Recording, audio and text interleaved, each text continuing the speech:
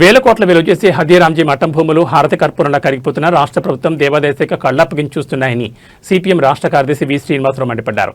ఫిర్యాదు చేయాల్సిన హదీరాంజీ మఠం సిబ్బంది కస్టోడియన్ అర్జునదాస్లు మిన్నకుండిపోయారు. హదీరాంజీ మఠం ఆస్తుల పరిరక్షణకు ప్రభుత్వం ఉన్నతాధికారులతో మానిటరింగ్ వ్యవస్థను ఏర్పాటు చేయాలని డిమాండ్ చేశారు. హదీరాంజీ మఠం భూములు పరిరక్షణకే 1994లో నాటి ముఖ్యమంత్రి ఎన్టీ రామారావు, సిపిఎం శాసనసభాపక్ష నేత బోడేపూడి వెంకటేశ్వర సూచనతో ముత్తా గోపాలకృష్ణ అధ్యక్షతన శాసనసభ కమిటీని ఏర్పరిచారని గుర్తు చేశారు. ఇటీవలి కాలంలో హదీరాంజీ మఠం భూముల ఆక్రమణలకు ప్రభుత్వ పెద్దలు, అధికార పార్టీ నేతలు, రియల్టర్లు, పోలీసులు సంయుక్తంగా పాల్పడుతున్నారని ఆరోపించారు. ఎమ్మార్పల్లి పోలీస్ స్టేషన్ ఎదురుగా ఉన్న మఠం భూమిలో గత ప్రభుత్వ హాయం నుంచి నేటి వరకు దర్జాగా భూములు ఆక్రమించుకోవడమే కాకుండా ఇందులో పోలీసు ఉన్నతాధికారులు, రెవెన్యూ అధికారులు, అధికార పార్టీ, ప్రధాన ప్రతిపక్ష పార్టీ నేతలు బరితెగించి విల్లాలు నిర్మించుకుంటున్నారని తెలిపారు. మఠం భూములను రాష్ట్ర ప్రభుత్వం కాపాడి ప్రజాప్రయోగంగా మార్చాలని సిపిఎం డిమాండ్ చేస్తుందని, లేని పక్షంలో మఠం భూములను ప్రజోపయోగంగా మార్చడానికి సిపిఎం ప్రత్యక్ష కార్యాచరణ నిర్ణయించాల్సి వస్తుందని హెచ్చరించారు. నమస్కారం మిత్రులారా. ఈరోజు రాష్ట్రంలో అత్యంత విలువైనటువంటి భూములు హారతి కర్పూరంలాగా పెద్ద పెద్ద గద్దలు, కార్పొరేట్ గద్దలు, పెత్తందారులు, అధికారంలో ఉన్నటువంటి వాళ్ళు, మంత్రులు, ఎమ్మెల్యేలు వాళ్ళందరి కన్నుపడి ఇష్టానుసారం ఎక్కడ ఏం దొరికితే అటన్నిటిని కూడా కాజేస్తూ ఉన్నారు. అందులో భాగంగానే ఈరోజు అనేక పట్టణాల్లో, తిరుపతి లాంటి పట్టణాల్లో దురాక్రమణలు, పెద్ద పలుకుబడి కలిగిన వాళ్ళు, సంపన్నులు, దురాక్రమణలు కూడా ఇష్టానుసారం చేసేస్తూ ఉన్నారు. ప్రభుత్వం వాళ్ళకి అండగా ఉంటుంది, అధికారులు అండగా ఉంటున్నారు. చివరికి పేద ప్రజలకు అన్యాయం జరుగుతుంది. పేదవాళ్ళకి ఇళ్ళు ఇవ్వాలన్నా లేదా వాళ్ళ ఇళ్ల స్థలాలు పంపాలన్నా ఇంతవరకు ఎక్కడ అమలు కావట్లేదు. ప్రభుత్వం వచ్చి అధికారంలోకి 2 ఏళ్ళు అయింది. పట్టణాల్లో 2 సెంట్లు భూమి, 3 సెంట్లు గ్రామాల్లో ఇళ్ల స్థలాలకు ఇస్తామని చెప్పినా ఇంతవరకు అది అడ్రస్ లేదు. దాని అంతు పొంతు లేకుండా దాని గురించి మాట్లాడటం కూడా మాట్లాడదు. అటువంటి ఒక వాగ్దానం చేసామని కూడా పాలకులకు గుర్తులేదు. రెండో వైపున ప్రభుత్వ భూములు, ప్రజలకు దక్కాల్సిన భూములు ఇవన్నీ కూడా హారతి కర్పూరంలాగా ఇష్టానుసారం వీళ్ళు సంపన్నులు, పలుకుబడి కలిగిన వాళ్ళు లాక్కుంటున్నా సరే గుడ్లు అప్పగించి చూస్తున్న పరిస్థితి కనిపిస్తుంది. ఇప్పుడు తిరుపతిలో అలాంటిది ఈరోజు కొన్ని సంవత్సరాలుగా హదీరాంజీ మఠం వాళ్ళ భూములు గద్దలు తన్నుకుపోతున్న ప్రభుత్వం మిషన్ని ప్రభుత్వం నియమించింది. వాళ్ళు మొత్తం అన్నీ మ్యాపింగ్ చేసి ఏ భూములు ఎక్కడున్నాయి, ఎవరి కింద ఉన్నాయని చెప్పి వాటన్నిటిని పరిరక్షణ కోసం కొన్ని చర్యలు తీసుకున్నారు. ఆ తర్వాత ఈ అడ్డగోలు దురాక్రమణలు కొంతవరకు అరికట్టబడ్డాయి. మరలా తిరిగి ఒక 5-6 ఏళ్ళు అయిన తర్వాత మరలా తిరిగి యథాస్థితికి వచ్చింది. ఈరోజు తిరుపతి పట్టణంలో కానీ, చెన్నైలో కానీ, బొంబాయిలో కానీ ఒక విలువైనటువంటి స్థలాలు హదీరాంజీ మఠం కింద ఉన్నాయి. దీనికి ఎలాంటి కస్టడీ లేదు, ఎలాంటి బాధ్యత లేదు. ఎవరికి ఏ రకంగా ఇష్టం వస్తే ఆ రకంగా వాటిని రాసేసుకొని వాళ్ళ పేరుతో పట్టాలు తీసేసుకొని పెద్దవాళ్ళు అనుభవిస్తున్నారు. కనీసం పేదవాళ్ళకు కూడా ఎక్కడ ఇందులో చోటు దక్కలేదు. వాళ్ళకి ఎక్కడన్నా పేదవాళ్ళు ఆక్రమించుకుంటే వాళ్ళని బలవంతంగా లేపేస్తున్నారు. పెద్దవాళ్ళు ఆక్రమించుకున్న చోట మాత్రం చూసి చూడనట్టు పట్టినట్టు వ్యవహరిస్తున్నారు. ఈ మధ్యనే లేటెస్ట్ తిరుపతిలో మీ అందరికీ కూడా తెలుసు, హదీరాంజీ మఠం వాళ్ళు ఈ దురాక్రమణ జరిగిన భూముల్లో పోయి ఇది మావి హదీరాంజీ మఠాన్ని అని చెప్పి బోర్డు పెడితే ఆ బోర్డుని అక్కడ ఉన్నటువంటి పలుకుబడి కలిగినటువంటి వాళ్ళు అప్పుడు రాత్రి పీకి పారేశారు. బోర్డు పీకేసి మా భూములని వాళ్ళు క్లెయిమ్ చేసి బోర్డు పీకేస్తే ఇది తప్పు లేకపోతే నేరం అని కనీసం పోలీస్ స్టేషన్కి కంప్లైంట్ చేయడానికి కూడా మఠం సిద్ధపడలేదు. అంటే మఠం కానీ మఠం పెద్దలు కానీ ఈ హదీరాంజీ భూములని కాపాడలేదు అనేటువంటిది 20 ఏళ్లలో మన అనుభవం రుజువు చేస్తున్నది. వాళ్ళకి వచ్చే ఆదాయాలు లేకపోతే వాళ్ళ వారసత్వ అధికారాలు చూసుకుంటున్నారు తప్ప వీళ్ళు కొంతమందికి అమ్మేశారు, కొంతమంది కొనుక్కోకుండానే దురాక్రమణ చేసి పెద్ద పెద్ద భవనాలు కట్టేశారు. ఈ మన తిరుపతి టౌన్ అప్పుడు ఎన్టీ రామారావు ప్రభుత్వం ఈరోజు మరలా ఒక సమర్థవంతమైనటువంటి అధికారిని పెట్టి ఒక మానిటరింగ్ కమిటీ వేసి భూములన్నీ దురాక్రమణకు, అన్యాక్రాంతం గురి కాకుండా కాపాడాలి. భూములు ఏదైనా ఉపయోగపడితే అవి ప్రజోపయోగానికే ఉండాలి. దీనికి కస్టోడియన్గా ఇప్పుడు హదీరాంజీ మఠం దీన్ని కాపాడలేకపోతుంది. అందుకని టీటీడీ వాళ్ళు లేకపోతే రాష్ట్ర ప్రభుత్వం నేరుగా ఒక కమిటీని, ట్రస్ట్ని నియమించి కానీ దీన్ని కాపాడాలని చెప్పి భూములు కాపాడటమే కీలకమైనటువంటి అంశం మేము డిమాండ్ చేస్తున్నాం. అలాగే విశాఖపట్నంలో ఈ మధ్య మనందరూ తెలుసు, గూగుల్ పేరుతోటి డేటా సెంటర్ పెట్టడానికి ప్రభుత్వం సిద్ధపడుతున్నది. గూగుల్ డేటా సెంటర్ పెట్టడానికి మేము వ్యతిరేకించడం లేదు. దానివల్ల వచ్చే కొన్ని రిపర్కషన్స్ ఉన్నాయి, వాటికి సమాధానాలు చెప్పాలి ప్రభుత్వం. ఉష్ణోగ్రత పెరుగుతుంది, వాటర్ సమస్య వస్తుంది, ఎలక్ట్రిసిటీ సమస్య ఇవన్నీ పరిష్కరిస్తారు. ఇంతవరకు ప్రభుత్వం క్లారిటీ ఇవ్వలేదు. కానీ కీలకమైనటువంటి అంశం ఏంటంటే భూములు. పేరుకి గూగుల్ది, పేరు గూగుల్, కానీ పెత్తనం అంతా అదానిది. ఇంతకన్నా దారుణం ఏంటంటే గత ప్రభుత్వం 3 సంవత్సరాల క్రితం అదే అదానికి 300 ఎకరాలు విశాఖపట్నంలో కేటాయించారు.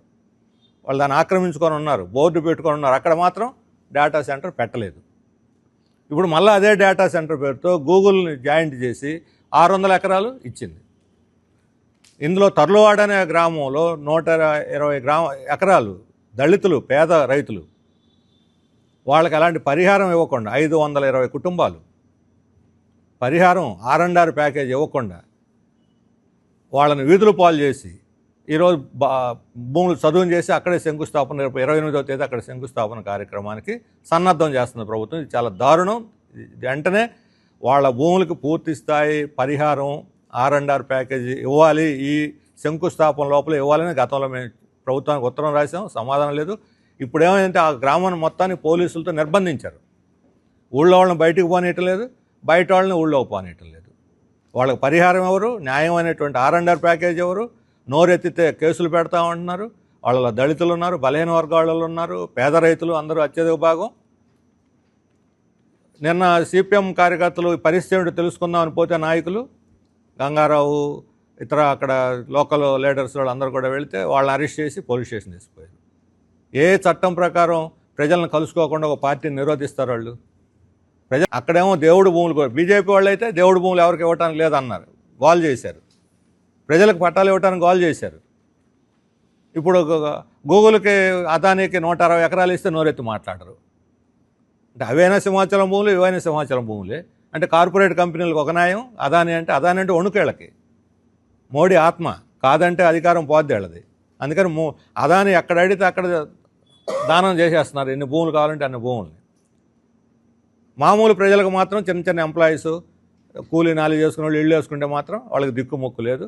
కాబట్టి తక్షణం 28వ తేదీలోగానే ఈ R&R ప్యాకేజీ పరిహారం సెటిల్ చేయాలి వాళ్ళకి. లేకపోతే ప్రజల నుంచి వీళ్ళు ప్రతిఘటన ఎదుర్కొంటారు. ఎమ్మెల్యే వచ్చి, ఆ ప్రాంత ఎమ్మెల్యే ఆయన మన మాజీ మంత్రి కూడా ఉన్నాడు శ్రీనివాసరావు, ఆయన పోయి వాళ్ళకి వాగ్దానం చేశాడు 24 గంటల్లో మీ సమస్య పరిష్కరిస్తానని. 10 రోజులైంది. 24 గంటల్లో పరిష్కరిస్తానని వాగ్దానం చేసి ఆయన 10 రోజులైతే ఇంతవరకు ఆ సమస్య అలాగే అపరిష్కృతంగా ఉన్నది. మాట్లాడరు. ఇదేనా రాష్ట్రాన్ని అభివృద్ధి చేసే తీరు? రాష్ట్ర ప్రజల దేవాలయ భూములు అన్యాక్రాంతం అవుతున్నాయి. ఇది ఇక్కడేమి దేవుడు భక్తి ఏమి అడ్డం రావు. భూములు అన్యాక్రాంతం చేయడానికి వీటికి పాప భీతి కూడా అడ్డం రాదు. ఎవరికి ఇష్టం వచ్చిన వాళ్ళు ఆగేసుకుంటున్నారు. అందుకని అవి ఒక భూములైనా సరే, ఈ టెంపుల్ ల్యాండ్స్ అయినా సరే, వాటిని రక్షణ కావాలి. మా పాయింట్ ఏంటంటే టెంపుల్ ల్యాండ్స్ని పెద్ద పెద్ద వాళ్ళకి 5 రూపాయలకి 10 రూపాయలకి ఇచ్చి కౌలుకి ఇస్తే వాళ్ళు చేసుకోకుండా చిన్నవాళ్ళకి మళ్ళీ సబ్లీజ్కి ఇచ్చి 100,000 రూపాయలు వసూలు చేస్తున్నారు వాళ్ళ దగ్గర. చిన్నవాళ్ళు ఎవరన్నా ఉంటే వాళ్ళు వేలం పాడిపెట్టి లాగేసుకుంటున్నారు.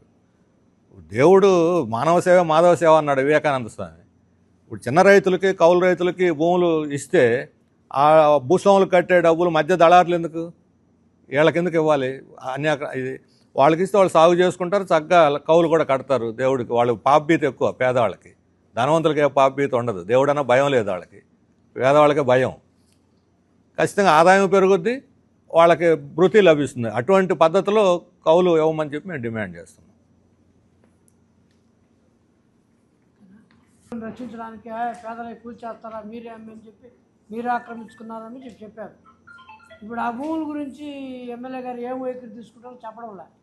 ఇప్పుడేమో మళ్ళీ అతిరాజు మఠం గాంధీపురం వాళ్ళు ఒక 31 మంది వాళ్ళకి ఇళ్ల స్థలాలు వాళ్ళకి కొనుక్కొని వాళ్ళు పోతే మాత్రం అక్కడ గోడలు కట్టేసి ఇవన్నీ చేస్తున్నారు.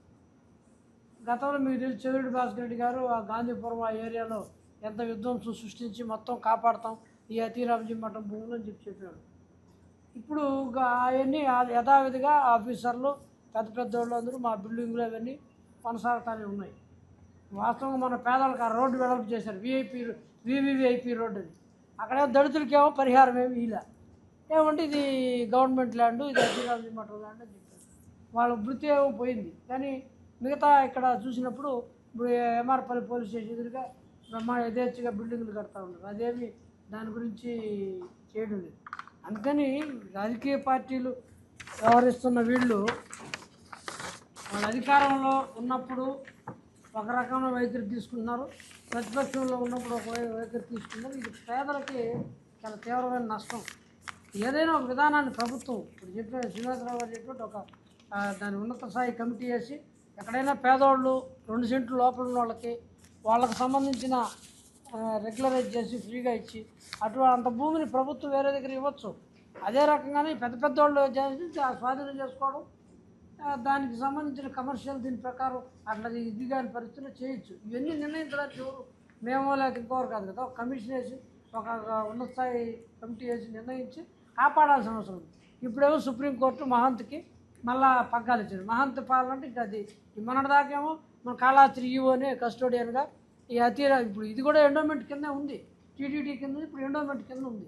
కాబట్టి ఎండోమెంట్ కూడా ఎట్లా ఏమేమి వ్యవహరిస్తుంది, అధికార పార్టీని ఇచ్చే ఆఫీసర్లు ఏ రకంగా ఉన్నారు. ఇప్పుడు కలెక్టర్లు ఈ భూసేకరణలో వాళ్ళు ఏమన్నా ప్రజాపక్షం ఉండి వాళ్ళు చదువుకున్నట్టు కనుక్కొని ఉండాలా?